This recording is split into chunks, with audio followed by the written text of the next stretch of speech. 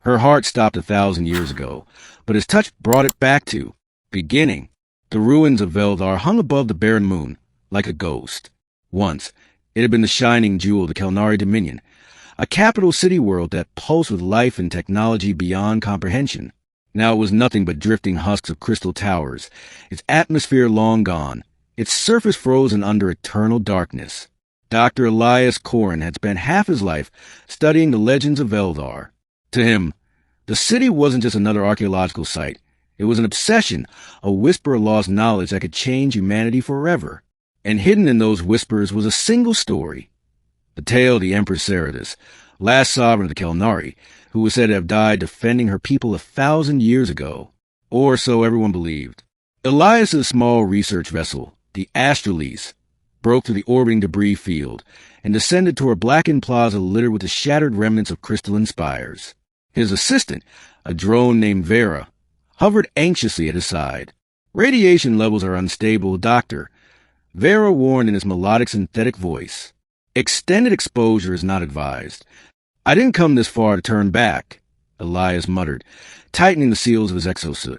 His gloved hand brushed against the scanner slung at his side, which pulsed faintly. The signal's strongest here. She's here, Vera. I know it. Through the broken stone and frost, Elias found a great temple of resonance. Half collapsed but still looming, its entrance buried in ice. Legend said the Empress had retreated here in her final hours, sealing herself in stasis, so her people's legacy would not be forgotten. Inside, corridors glittered faintly with bioluminescent veins that refused to die. Even after millennium, the deeper Elias walked, the more he felt time collapsing around him. At last, in the center of a vast chamber, he found her. Suspended within a crystalline sarcophagus floated a woman, her body impossibly preserved. Her skin shimmered faintly with a metallic luster, her hair like strands of woven silver. Even lifeless, she radiated power. The Empress. Elias's breath caught. He approached reverently, resting a hand against the crystal surface. She's perfect, he whispered, untouched by time. Vera hovered closer, projecting readings. Vitals, none. Cardiac activity ceased approximately 1,042 years ago. Biological stasis maintained through unknown energy field. Suggests immediate documentation and extraction. But Elias's hand lingered. Something about her face. A strange calm, as if she were waiting. Not dead, not truly. And when his gloved fingers brushed a fracture in the crystal, the world changed. A pulse of light surged through the sarcophagus, racing into his body. Elias gasped as warmth exploded in his chest. The Empress's eyes snapped open. They glowed with silver fire. Middle, alarms blared from Vera as the sarcophagus shattered, spilling shards across the floor. Elias stumbled back, shielding his eyes. The Empress floated gently down, her bare feet touching the stone with the grace of someone who had never forgotten how to stand. Her gaze locked onto Elias, burning with confusion, sorrow, and recognition. Who calls me back? Her voice reverberated like chimes across metal, ancient yet clear. Elias's throat was dry. I'm Elias Corrin, archaeologist. Human. The Empress's eyes narrowed as she tilted her head. Human? I remember. You're kind. So fragile. So young. She raised a hand to her chest, fingers trembling. My heart, it beat again. Vera whirred anxiously. Warning. Unclassified energy signature detected. Subject exhibits anomalous revival. Doctor, retreat is recommended. But Elias didn't retreat. He stepped closer. Empress Ceratus, you were gone for 1,000 years. Your people, your empire, it's all gone. Her face flickered with grief, then hardened. The war, the Osiris scourge. Did we prevail? Elias shook his head. No records of them remain. Only ruins. Ceratus closed her eyes. When she spoke again, her voice carried a quiet fury. Then all I fought for, all I sacrificed, was ash. For hours, Elias spoke with her, unraveling history lost to humanity. She told him of the Kelnari's fall, of her decision to seal herself away when defeat became inevitable, binding her essence to the crystal heart of the temple. I never expected anyone to wake me, she admitted, studying him. But your touch, it stirred what even eternity could not. Elias felt a strange connection growing between them. At first, he told himself it was awe, the thrill of discovery. But when Ceratus touched his wrist, just as gently as he had touched the crystal, his pulse raced.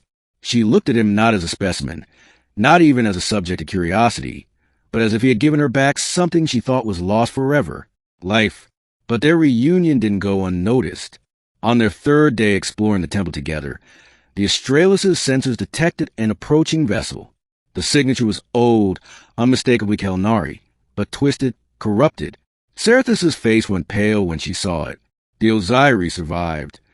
The ship descended in a storm of black fire, disgorging creatures that had once been Kelnari, but now were grotesque amalgamations of flesh and machine. Their voices screeched like broken metal. "Cerathus, the last flame. We smell your light." Elias raised his weapon, but Cerathus stepped forward, silver fire blooming across her hands. "They came for me 1,000 years ago. They failed. They will fail again." The battle was chaos. Energy blasts shattered the temple walls as Cerathus unleashed radiant waves that incinerated the Osiris. Yet each strike drained her new-forged heart struggling to keep pace. Elias fought at her side, covering her flanks, his human weapons crude but effective. When the last of the creatures fell, Cerathus collapsed against him, trembling. Her head rested against his chest, listening to the wild rhythm of his heartbeat. "You risk yourself for me," she whispered. "I couldn't let you fall," Elias said, her lips curved in the faintest of smiles. "Strange. For 1,000 years I dreamed of silence. Now, with your touch, I hear life again." Climax. But their reprieve was short. The Osiris ship still loomed above, preparing a final strike to obliterate the temple. Elias's scanner flashed with warnings. Its reactor was unstable, on the brink of self-detonation. "They mean to erase this place," Cerathus said grimly. "And me with it." Elias's mind raced. If we overload their core before they can stabilize it, the blast might take them out, without destroying the whole moon. Cerathus shook her head. "Their core is shielded. Only one with Kelnari resonance could breach it." She looked at her trembling hands, then at him. "My power is not yet whole. I cannot reach it alone." "Then take mine," Elias said, seizing her hands. Her eyes widened. "Your body cannot withstand it." "Maybe not," he said, "but together we might stand a chance." For a moment, silence stretched between them. Then Cerathus nodded. Silver light enveloped them both, intertwining their energies. Elias felt fire burn through his veins, agony and ecstasy all at once. His heartbeat synced with hers, steady, powerful, alive. They teleported aboard the Osiris ship, crashing into its reactor chamber. Monstrous guardians surged toward them, but Cerathus unleashed a storm of radiant fury, her strength magnified by Elias's pulse. Together, they tore through the abominations until they reached the reactor. Elias drove his energy lance into the shielding, cracks spreading under the strain. Cerathus pressed her palms over his, channeling raw power through him. The pain nearly ripped him apart, but her grip never faltered. "Hold, Elias," she cried. "I'm not letting go." The reactor screamed, light devouring the chamber.